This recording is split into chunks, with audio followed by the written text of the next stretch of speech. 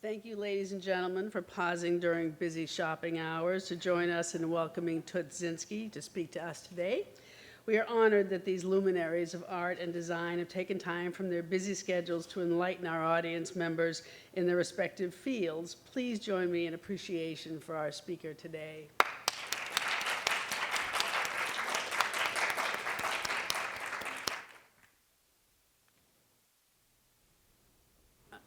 Toots's lecture today is The Evolution of Ideas. Last spring, members of the Smithsonian Women's Committee visited the studio of Zynsky. We watched while she spun her magic in the form of sensually formed red glass vessels in the style of filet de verre or fused glass threads. We spent the better part of the morning with her in her studio observing the transformation of tiny glass rods into exquisite vessels. Spending time with this extraordinary creative spirit, part of the team that founded the Pilchuck Glass Center along with Dale Chihuly, was transformative for us. We talked about her creativity, generosity to students, and passion of her craft. We had then the idea to ask her to accept our Visionary Award for 2015. We are overjoyed that she has accepted and agreed to speak to us today and show our audience the amazing artwork that she has earned her rock star status in museum, gallery, and private collections all over the world. Thank you.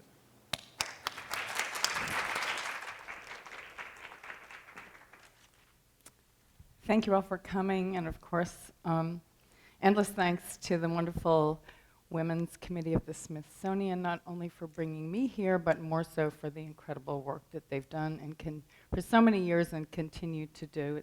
It's just so important, especially with with education across the country, educational systems so diminishing the art offerings and creative teaching that has been so important to the building of our country from its very beginning. The first picture I'm showing you, and it's just my screen holder, is one of the most wonderful works of art I've ever come across in my life, and it's in Castel Vecchio in Verona. And it was the first thing that really connected me to the 15th century in a very real and visceral way. I mean, I've looked at art all my life from many, many centuries. And suddenly just seeing this child with a drawing, which is so essential and so basic to all of our lives from the 15th century, just sort of brought me right there and connected me to this little human being. I'm going to start by just quickly introducing you, because no one works by themselves, certainly not me. And none of the work I make would ever be possible without a great team of very creative, bright people surrounding me. The first is Jenny Brown, who is now very recently became the collection manager of the Blaschka glass flowers at the Harvard Museum.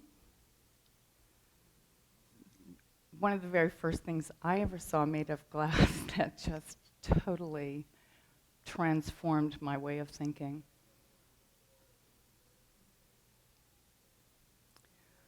I was surprised to see this detail, which looks like a very contemporary piece that you might even see in one of the wonderful booths outside.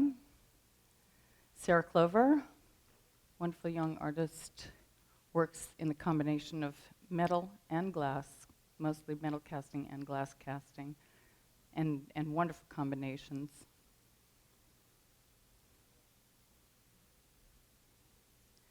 Sarah with Haruo Shimamoto, who works in my studio now for many years and does, she's responsible for all the large-scale projects at the studio.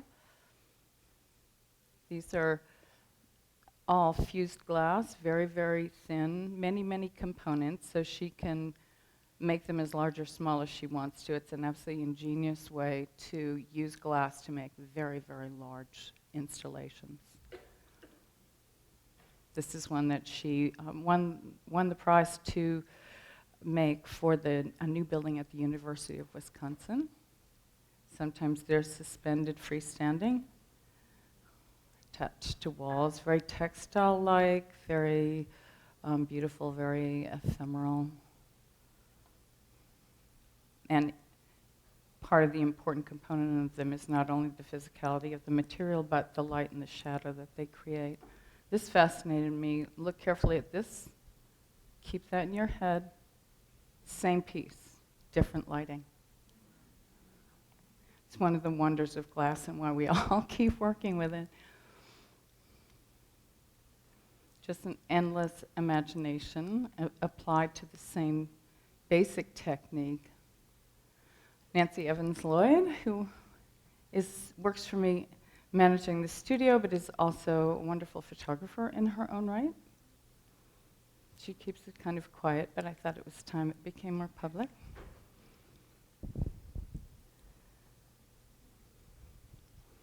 And she keeps all the trains running at the studio. Claire Kelly, who's here also, along with Nancy, wonderful, very talented glass blower in her own right, and my most essential studio assistant.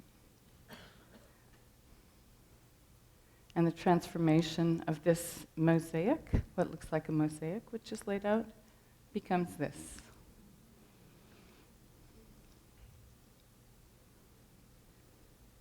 Some very recent work. So, now to my work. So I'm most often, the question I get asked, is this too loud? Am I speaking into two microphones or just one? So the question I most often ask is, how did you sync this up? This technique that you use, and it was a very long process. If I just thought it up, it would have been much easier. It took about 45 years. Well, the beginning of it took about 20 years to the very heart of the beginning of the work I do, which I had to find a name for because it hadn't been done before. So somewhat as a joke, I named it filet de verre because it combines cooking skills, glass-making skills, and it's a play of words of a very traditional technique, pot de verre. So my talk is going to be, I'm going to run through a lot of images, but I'm going to be talking more in general rather than specifically, always about the image that you may be seeing. Because what's important to us all is the evolution of ideas. And the reason I subtexted it, creative transformation, is that is really the basis of everything. I think it's, a lot of people come up to me and sort of apologetically say, well, I'm not really artistic, I'm not really, I don't really know much about art, I'm not artistic, so I think it's important to change the language a little bit here, and let's call it creative transformation, because that then includes all of us. And creativity and creative transformation is really, and has always been, at the heart of our survival. Whether you're talking about, doctors, mathematicians, farmers, parents raising children, dancers, writers, we all have to apply creative thinking to everything we do every day. And artists, visual artists, are just a subtext of this larger, very large category and realm of thinking that we all do every day. And using our curiosity, our imagination, ideas, our hands, often a variety of tools, we visual artists, transform substances and materials and express ourselves and our ideas, I think, the best in these ways. And the most important time to cultivate this is when a person is a child. I mean, think of, giving a small child a lump of clay, and how that empowers them to take that lump of clay, and go through all the steps that it takes to transform it into the wonderful, colorful pinch pots many of us have at home, which were our children's first creative endeavors. But that idea and that empowerment and the idea of taking anything, whether it's an idea or material, and transforming it into something entirely different is really at the heart of all creative endeavor in any field.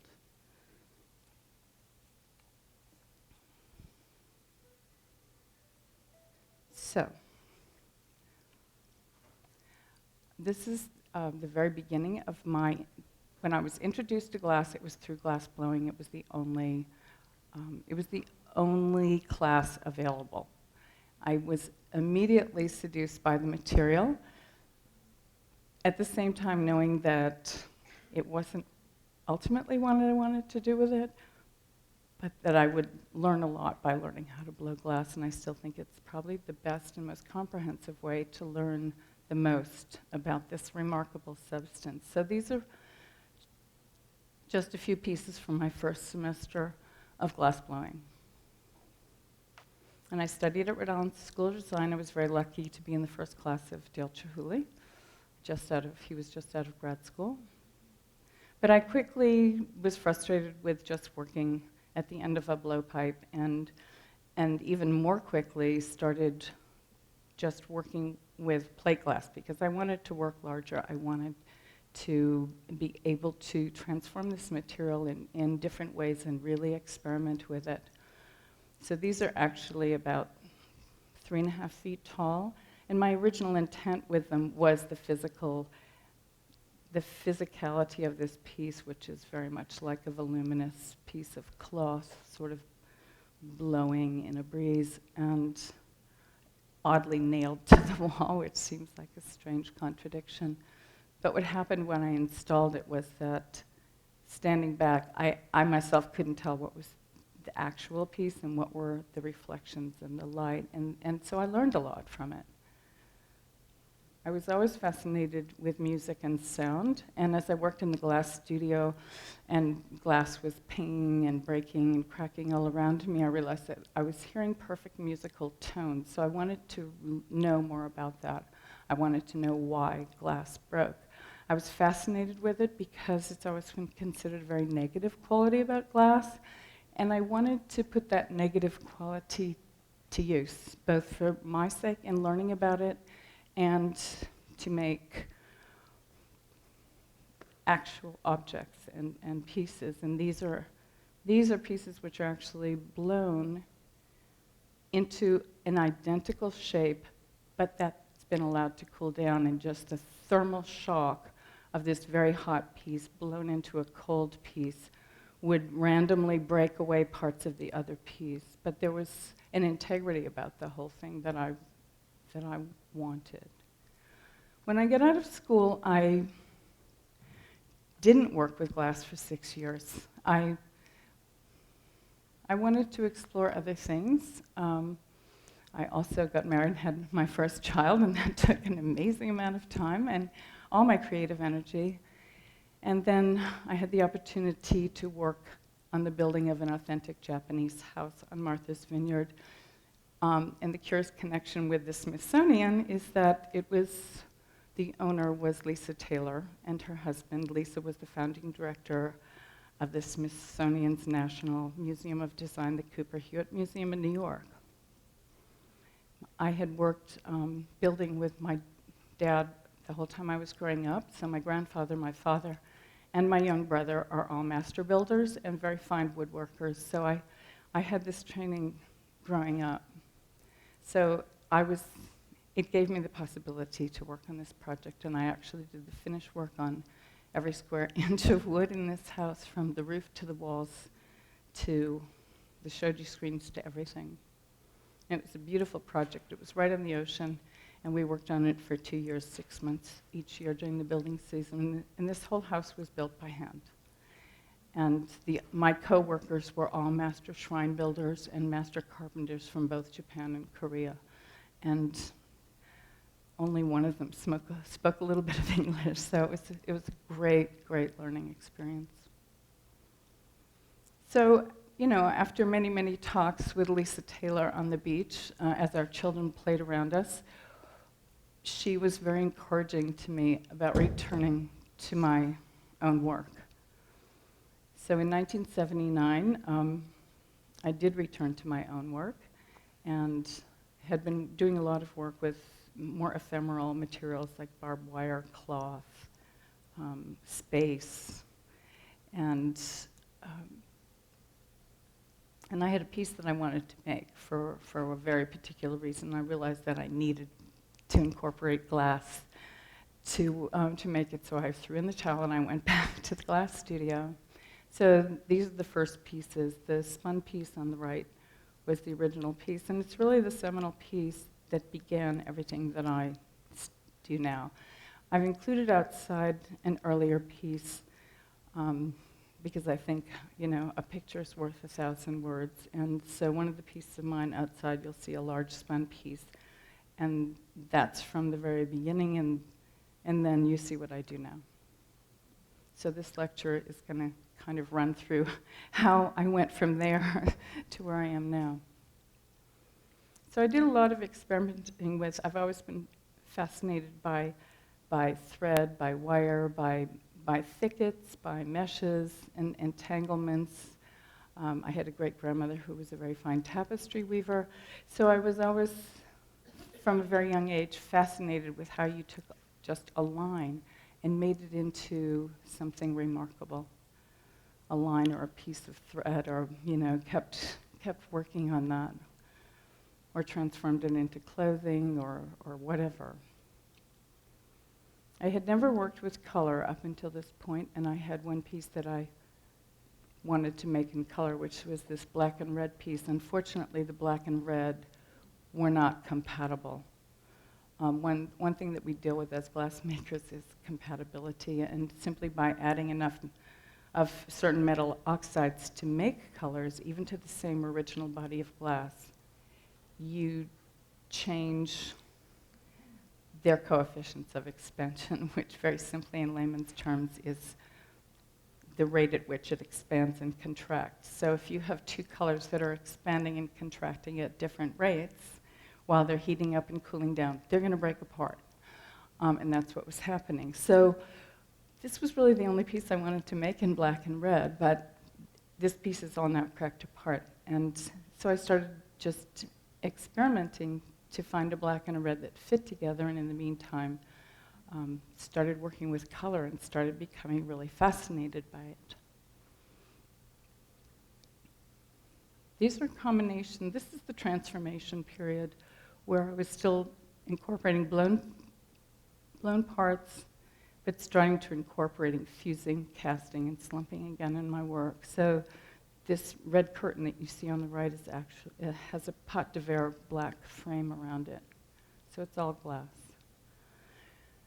And then I started experimenting with separating the threads from the glass and just crushing them and fusing them together, but recombining them while I was blowing the piece, which meant I needed finally about 4, 5, or 6 people working with me to make these pieces possible, to make them all happen and go together at the right temperature, at the right point. And one morning I came into the studio and was so ready to work and realized that my whole team couldn't come in till 6 o'clock that night. And so that day is the day I made the first piece I ever made just with thread, and that's the piece on the right. It's in the Corning Museum, and it's called the Barefoot Bowl. It's also called the Clipped Glass Bowl. It's a play of words on the cut glass bowl.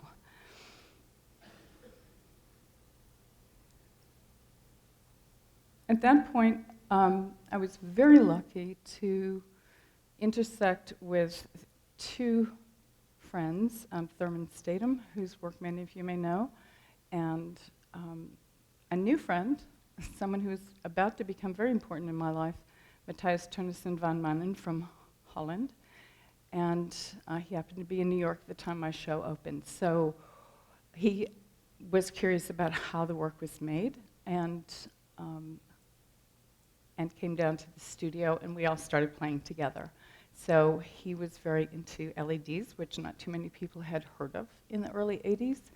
And so Thurman and I just started, just playing and experimenting and collaborating, and it was a really great time. And Matthias looked at us pulling thread by hand and said, "This is medieval. You could have a machine that does this." And I thought, yeah, you're right, it is medieval, and probably we could have a machine that does this. So he set about making a contraption, which evolved into what are now 2 very sophisticated thread pulling machines. So I moved to Holland, somewhat by accident. On my way to Italy, I visited Holland, I should say, on my way to Italy, found this fantastic, vibrant art scene in Holland, and was fascinated by my encounter with the very old and the very new in Europe. Compared to that, everything here is very new. And I was really going to find the cane, which I still work with now. Many, many beautiful colors.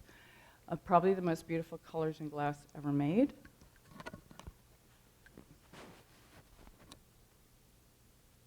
So this is in my studio. I got a whole bunch of it, and we transform it. This is part of the machine.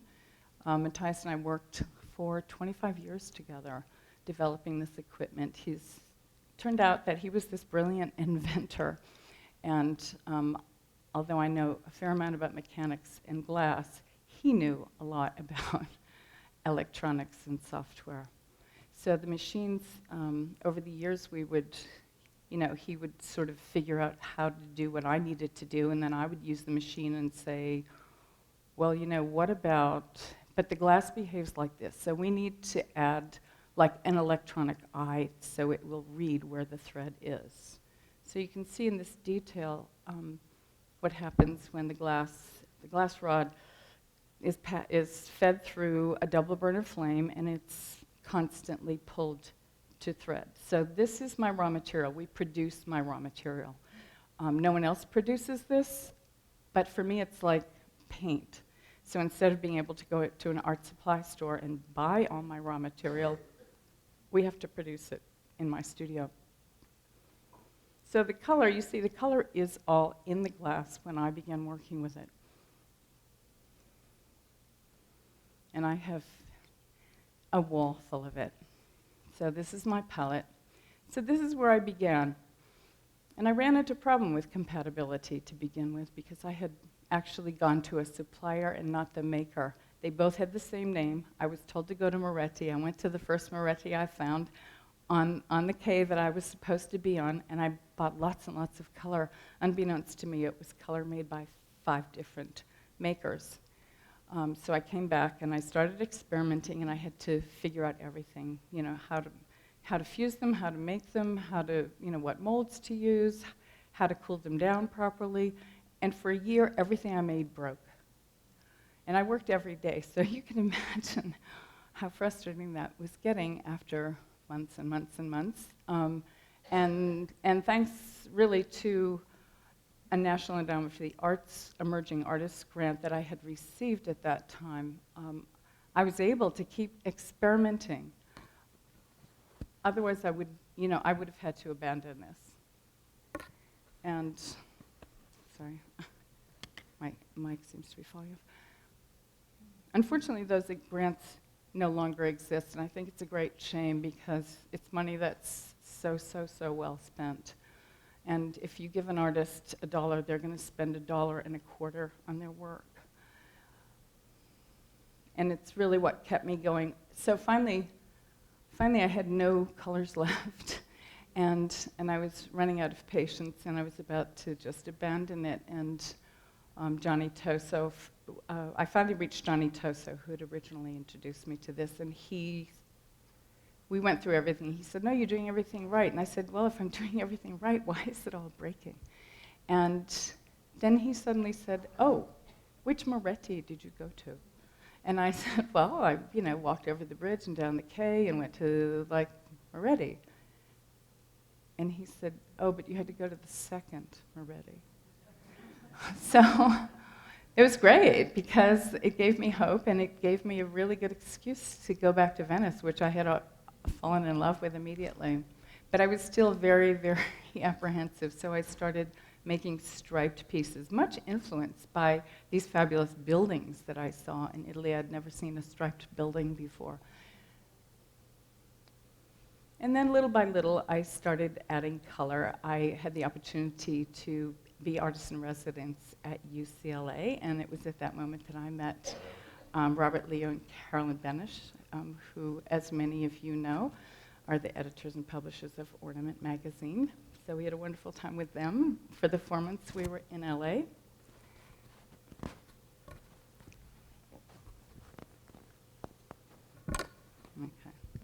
Can you still hear me? No. Sorry, I have little ears, and these things are always falling off. Okay. So then I went up to Pilchuck, and I very gingerly started adding a little bit of color. My original intent with this work was to make really bright, opaque colored pieces. Shortly thereafter, I had the opportunity, along with Matthias and my son, to realize a dream project, which was to travel to Africa and live there and record music. Music has always figured really importantly in my life in many ways. I played piano very seriously when I was a child, but I abandoned it because I realized that I wasn't creative. I couldn't compose. I would spend my life playing somebody else's music, and that wasn't satisfying enough. So I turned instead, by the time I was 11, to my visual art side. But being in Africa, in Ghana particularly for half a year, and being with people every day, hearing music, dancing, being made to dance to, and seeing all the amazing textiles and the beautiful landscapes and the vibrant colors everywhere had a really great liberating influence on my work. So when I returned, I started working again. And I think it's obvious that it had a big effect on my work. So these are the pieces that I began making shortly thereafter. I also started drawing because at first I actually couldn't work with glass. I went into culture shock pretty quickly after coming back and found that I first had to start drawing again. So I drew for about 3 months and finally got back into working with glass. So these are large drawings, and they're kind of full-body drawings. I think I have a hard time making small drawings, I found out very quickly. So in order to draw, I have to really move my whole body, so my drawings are big. And you can see how the drawing influenced and fed my work. And I started mixing colors. I had to really learn about color, and I was in a beautiful place to do that, which was in Europe, which has a museum on every block, it seems. So I was spending loads and loads of my time in museums, and then going back and working in my studio and just studying color in all these paintings from every century.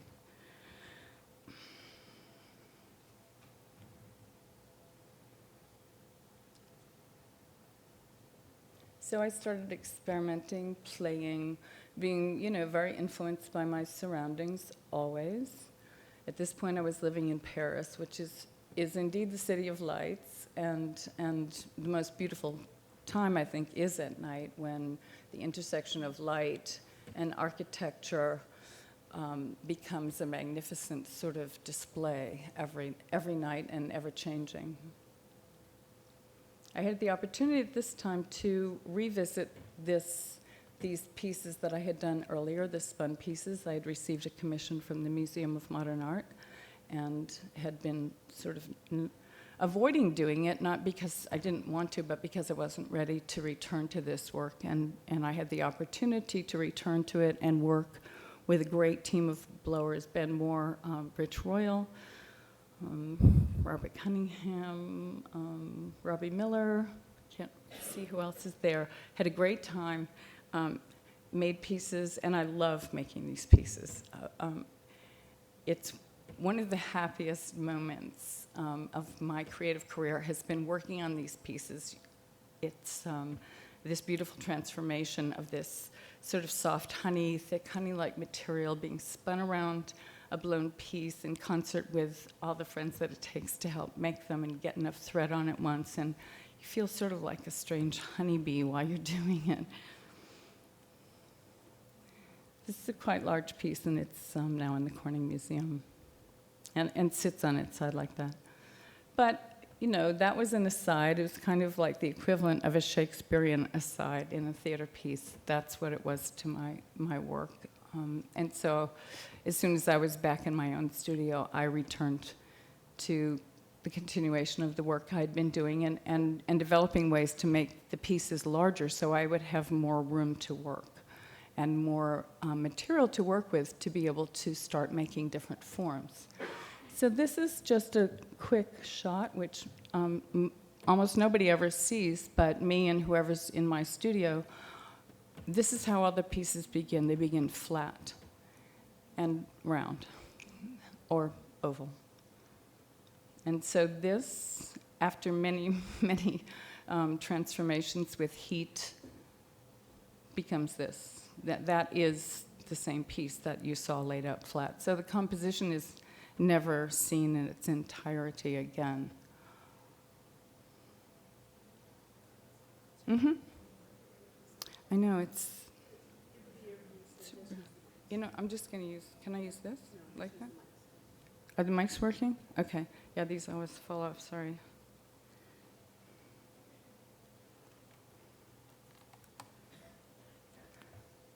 Somehow my ears remained in arrested development.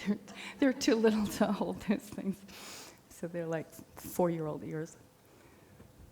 So I just, part of, the pleasure of being an artist is being able to play.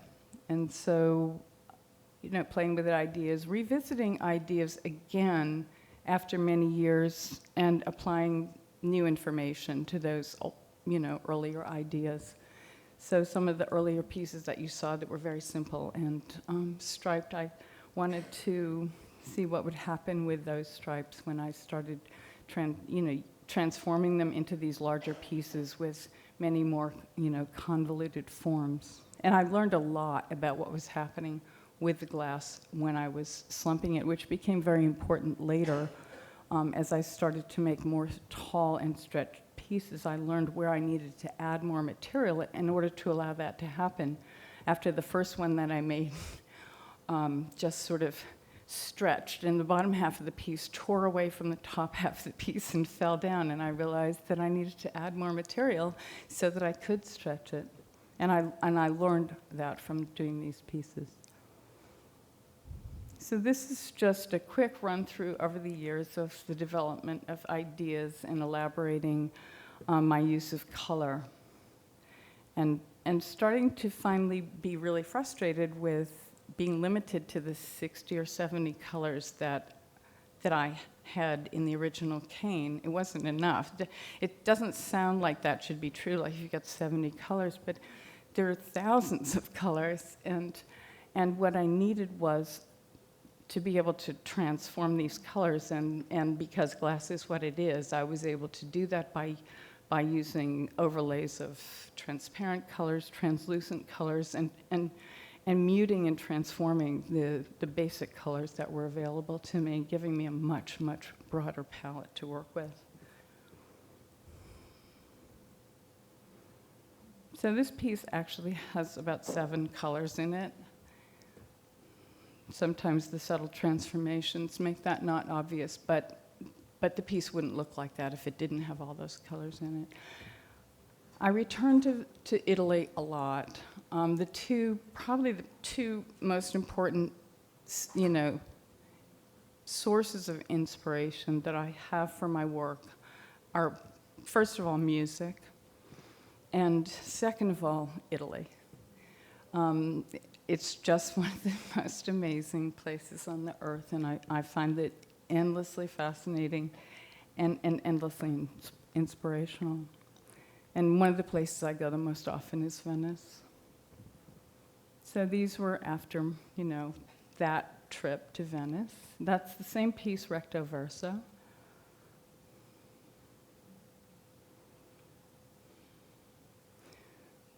This was one of the first tall pieces that I ever made, and I had made this piece, and it's really quite large to begin with. It was like this, and it seemed sort of wonderful, and I'd figured it out, and then I had it in a show, and I kept looking at it, and it was bothering me, and then I I realized that it wasn't finished yet. So I took it back from the gallery and I made it taller.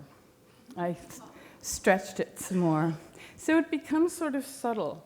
I mean, what you see right there is right there. And sometimes you don't see all this. It doesn't get lost. It's still there and becomes sort of a mysterious disappearance. And then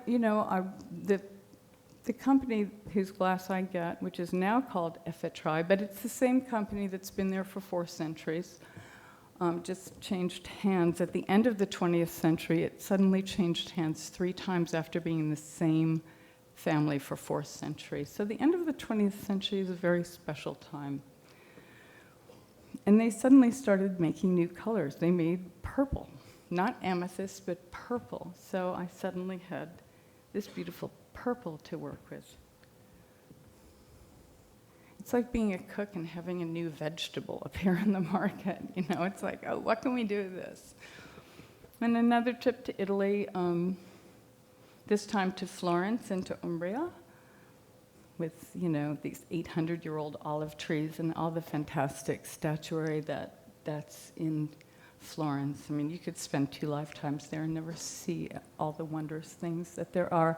But it inspired me, the quirkiness of those olive trees really inspired me to start pushing my forms more.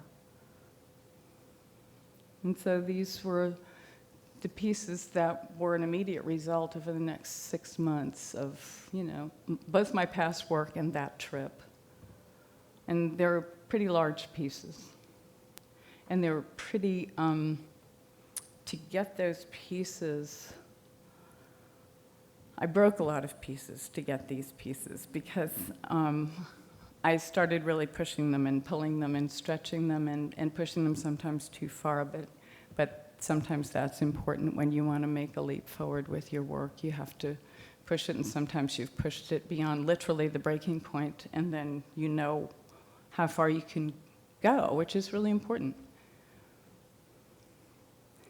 So these are the larger pieces. This is just a shot of my studio, all the different mold forms that I use when I'm making the pieces as the basic forms to start transforming from a flat piece to a round piece, and then I have a basic round piece that I can start really working with. And this is where I look a little bit perplexed there, because it was the point at which I realized that I had to start doing each piece in multiple firings instead of one firing. I've always been really concerned about my use of energy and use of materials and not wasting materials, so my studio has always been as much as possible as energy efficient as it can possibly be, and we reuse materials as much as we possibly can.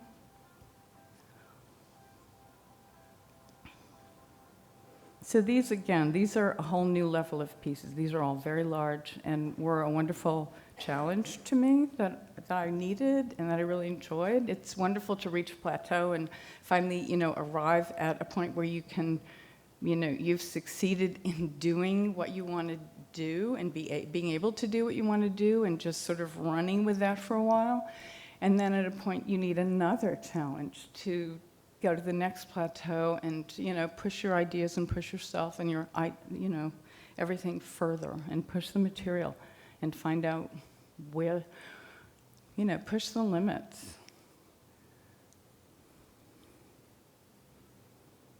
This is a small piece. It's one of my favorite pieces.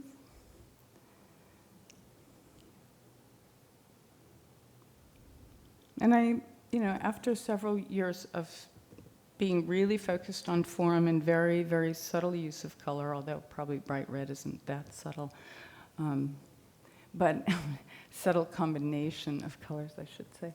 I started, reintroducing the complexity of color that I had used prior to that and combining it with the new forms.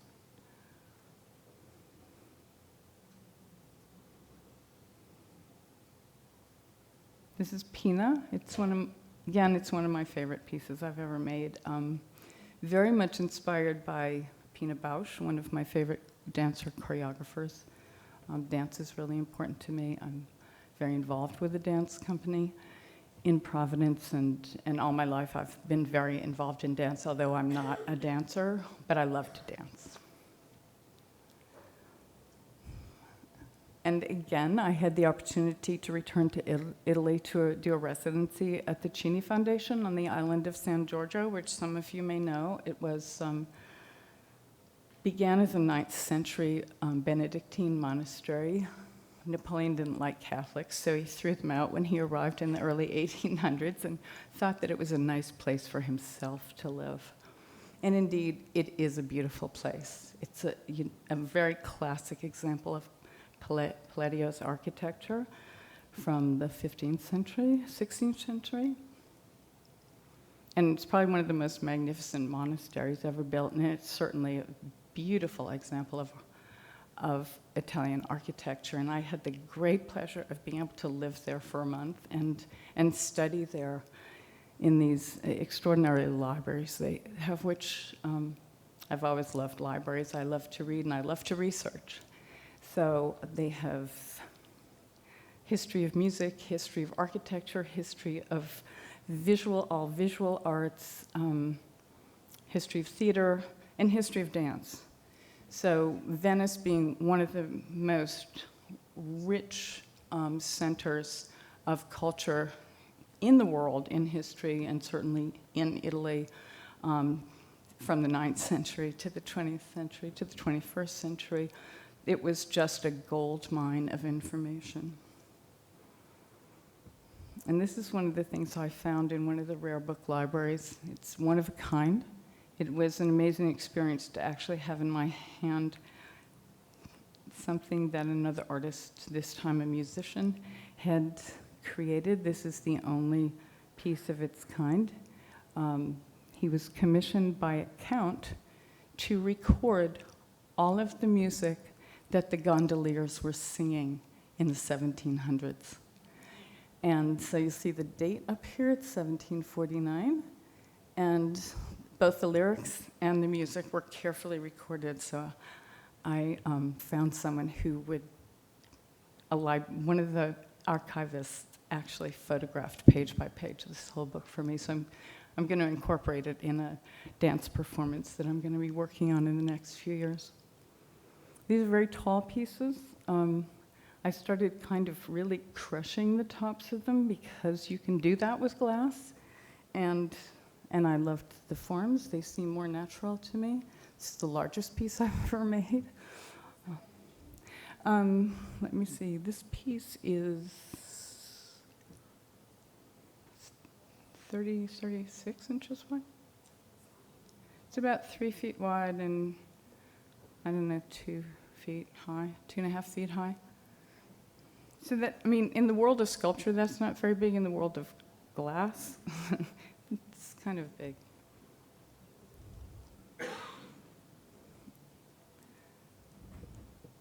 And this is another very large piece. These pieces were all, I had the opportunity to do an exhibition in the Palazzo Loredan in Venice, which is a beautiful, beautiful palazzo, which was converted to a library. It was converted to the Institute of Science, Arts, and Letters. So they were beautiful spaces, and it gave me the opportunity and pushed me to really start working even larger. And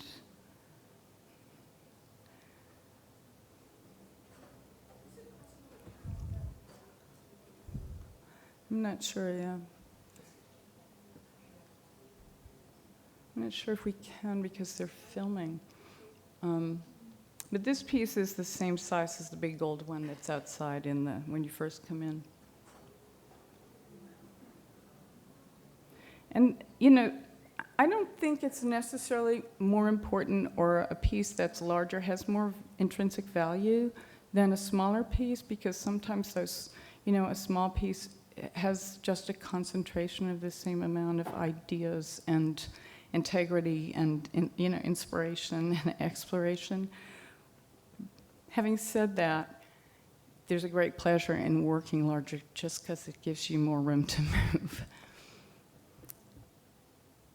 I'm going to ask you in a minute if you have any questions, but because I'm always asked, how do you make these pieces? I'm giving you a 10-slide quick run through. It's like time-lapse photography of start to finish of a piece. You've already seen how the cane's pulled to thread. So here I am laying out a piece. I have like all these bundles of threads at my disposal on my work table. And I'm not laying them out one by one either. They're, bunches by bunches. It does take a while, and there are many, many layers of many different colors to make a transformation that I'm looking for. Then the whole piece, that's why I need assistance, is loaded into a kiln, and I had to design these kilns so they open top and bottom because I'm actually going in and out of these kilns, working on them as a piece when the piece is hot. Of course, with a fire suit and special gloves. So here the piece is loading in. You'll see that the first form that it's going to get transferred into is sitting there, the big bowl form underneath of it. So we're loading in the shaping starts to be predetermined at the very beginning.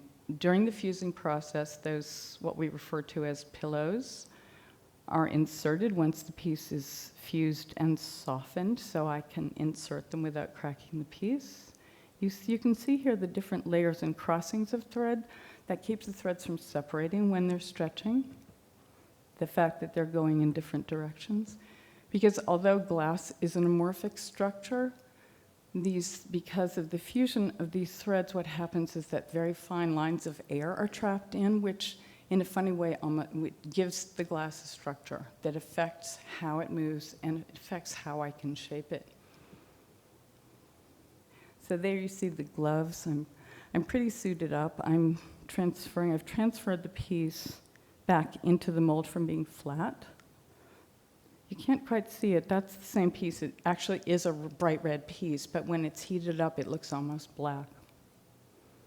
You can see how hot the elements in the kiln are, those glowing orange lines around the perimeter of the kiln.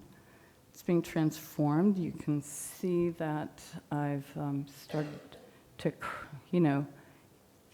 curl in the edges even more than they were. Those pillows that we put in that make soft folds give me the possibility to very quickly exaggerate those folds without having to be inside the kiln for too long. You can also see that I'm moving fast. I'm the sort of half blur there in the back.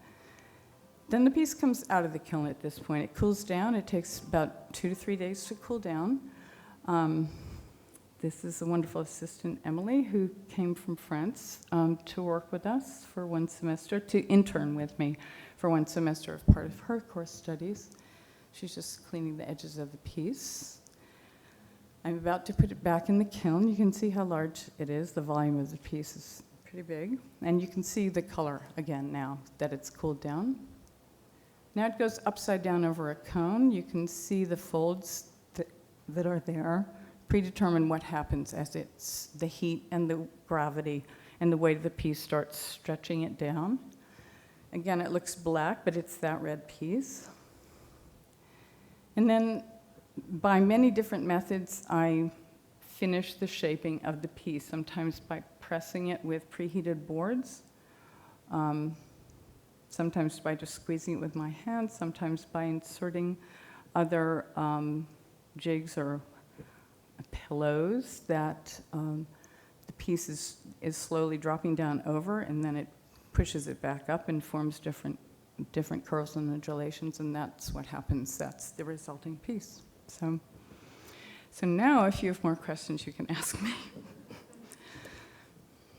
Does anybody have any questions? Question? So the piece I have, there was one piece like it where it's, it goes out, the folds go out. Mm-hmm. But there's also, at the base, it goes from there. Right. There's like this square, there's one. Right, it's flat on the bottom. One little thing that's like that. And then as you've grown or over time, the folds have come in, but it's like up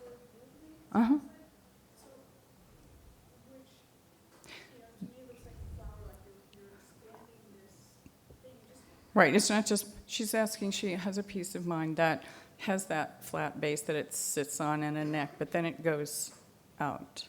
Yeah, and the boots or whatever go more out than, which is what they're seeking to. Right. That's all a question of how I've, I put a variety of different, sometimes stacks of a material called, a refractory material that's light, and it's compressed ceramic fiber, basically, which we can make into shapes as we want. So I insert those, and sometimes they're higher or lower, and I can adjust the height as the piece is slumping and moving down. I put things in to begin with to keep the whole perimeter of the piece up, but, undulating as that base is starting to form and the neck is starting to form. And then if I want, I can remove to let the piece drop down in parts or not as I want to. Because originally the smaller pieces I can do in one transformation. I finish it, put it in the kiln. It's transferred to then from flat to several different forms, deeper and rounder. So I have every single one of these pieces has at one point been a perfectly symmetrical or bisymmetrical form. And it's from there that I can start, torturing it, twisting, pulling, pushing. What was I going to say? Did I answer your question? Do colors, how you said, explore as much as you can take the color in a period of time, or do you explore with shape and explore as much, as you can do with shape, but the colors are. Both. And sometimes in, alternating times, I'll start really exploring shape. And then sometimes I limit the color more because it is quicker to lay out more simple colored pieces. And if what I know I'm going to do is really be experimenting with form, then the faster I can get that piece into the kiln to start experimenting with the form. And when I've finally figured that out, then at some point I'll start elaborating the color again. But the pieces that I made with, the dark, almost black to a bright top, they were very particular personal pieces, and after a very difficult several years of my life, I found that when I came back into my studio, I was hardly able to work during that time. And when I came back into my studio, the color just didn't mean anything to me. I just drew a blank, and I didn't want to play any music, and that worried me more. I thought, well, I've been doing this for like 35 years. Maybe I'm done. I mean, that's in itself is a pretty long career if you look at the history of art. So maybe there is a time when you just run out of ideas. And so I sat in my studio thinking, well, what am I going to do now? And it was actually exciting. I know friends who have had artist block and panicked about it, and I really didn't panic about it. I just thought, maybe this is it. I guess this is it. And so what am I going to do now? And I started thinking of other things that I love to do, and will I have to go back to school for another few years to do that, or what could I do without doing that? And then my son walked in one day. Two things happened. My son walked in one day and said, Mom, just make a red piece. And I said, no, that would be too much. Just red? And he said, just do it. You can always throw it away. And my son's pretty clever. And so I thought, well, yeah, he's right, I can always throw it away. And then someone sent me a stack of music. And I had gone through all my music, which I have a lot of, and didn't want to listen to anything, which was really rare, because I always listen to music when I work. And it was then that I started really understanding my relationship to music and my visual artwork and color. And And so I thought, okay, this guy gave me this music. I've got to listen to it so I can tell him, thank you for the music. It was beautiful. I listened to it, and be telling the truth. And so I did, and the music was really beautiful. And I started working again. And it started opening my mind up and connecting me to color again. And that's when I started understanding why I always listened to music when I was working with color. One question.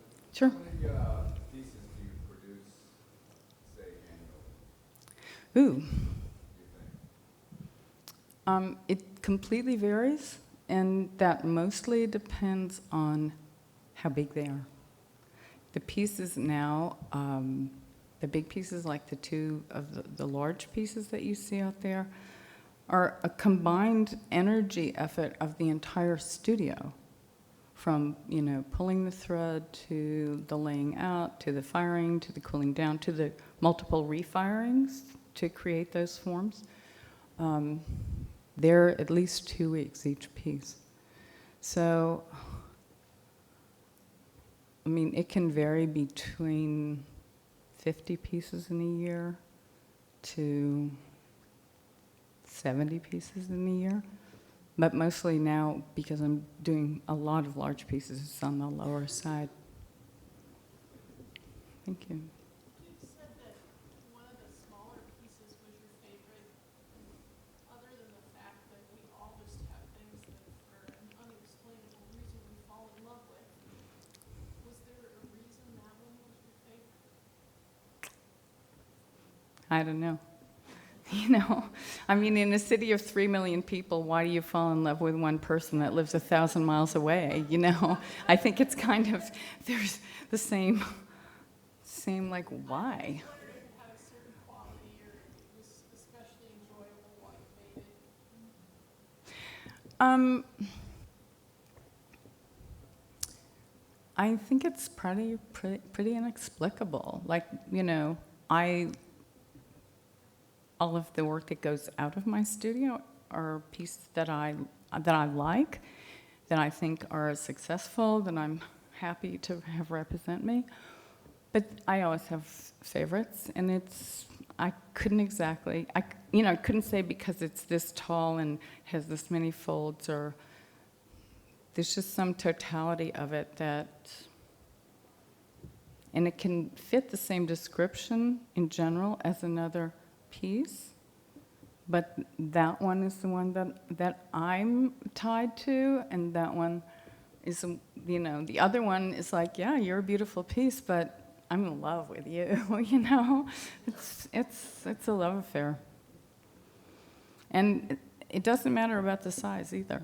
I have a couple of small pieces that are, really dear to me. I don't keep very much of my work. In fact, the only way I was able to start keeping my work is that my husband said,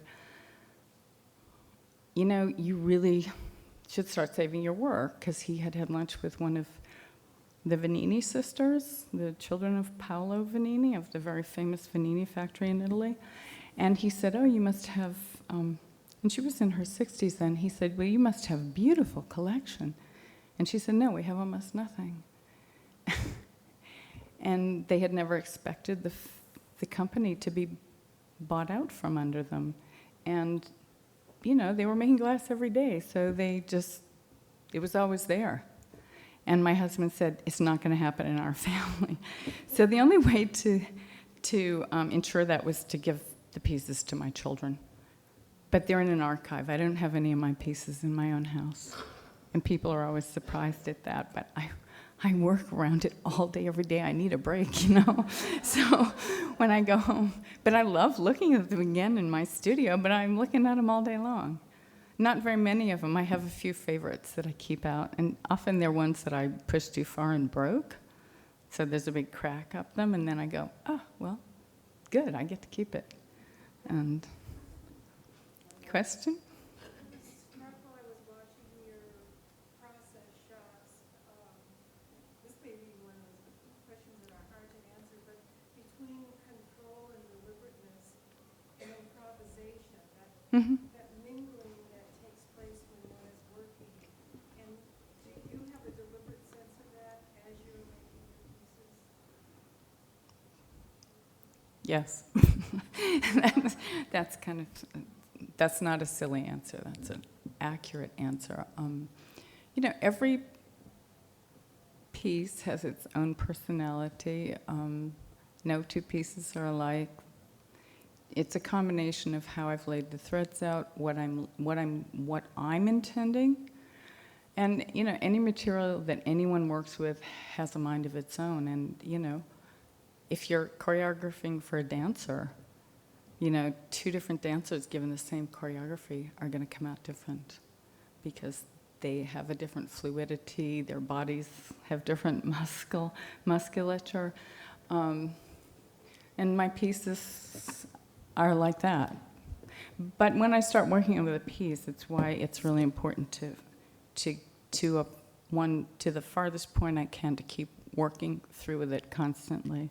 Because I'm always milling the pieces out, and I'm working from the outside to the inside, so I'm already covering up what I've already done, but the back of my mind has to be in tune with that. And if I start laying out a piece and have to go away and I haven't gotten it to a certain point, I have to sort of stop and really, really think about where what I laid out is underneath it all.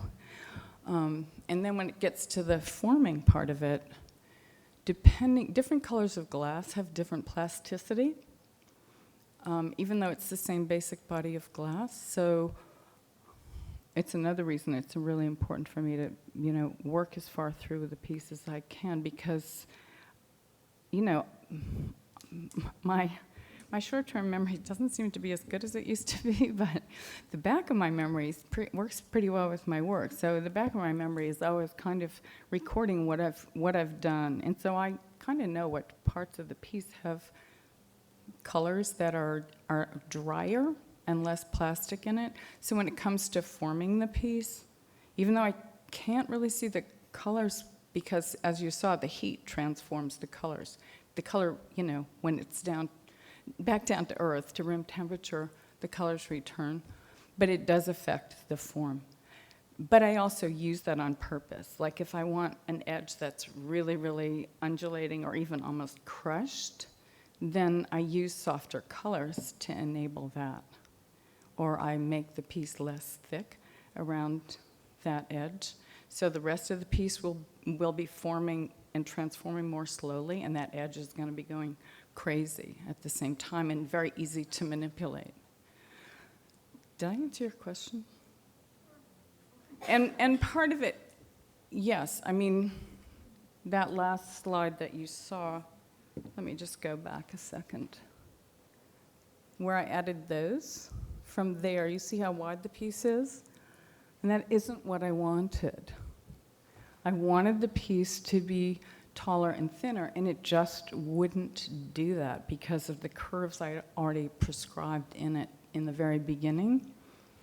And so in order to get that piece to be taller and longer, just leaving it in the kiln wasn't doing it. And so, I had to intervene and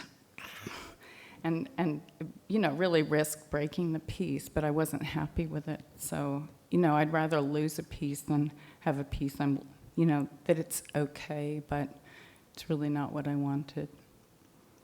So there's a lot of very purposeful intervention constantly. And, glass has a mind of its own, and I think that's why it's a material that I'm constantly, I was drawn back to working with, because you can do anything and everything with glass that you can with every other material. You can carve it, you can cast it, you can pour it, you can stretch it, you can just do everything with it. And so it has all those great possibilities. It's a very alive substance, especially when you start heating it up. So, it does have, and I wouldn't go so far as saying a mind of its own, but it certainly has a nature of its own. When it's hot, I mean, it's moving. Its molecules are all going crazy constantly. So, it's an active substance, and it's why I love working with it. Any other questions? Well, thank you all for coming.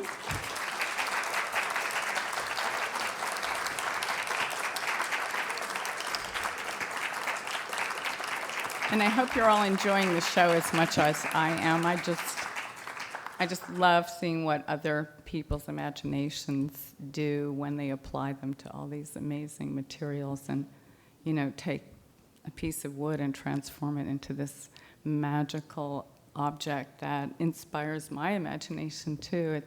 It's endlessly fascinating to me to see what other people's imaginations do. So enjoy it. Thank you so much for coming. And two small notes. First is Ms. Zynsky has donated a piece that you'll see in the front. You may bid on this through Paddle 8. It could be your best opportunity to own a Toots Zynsky original.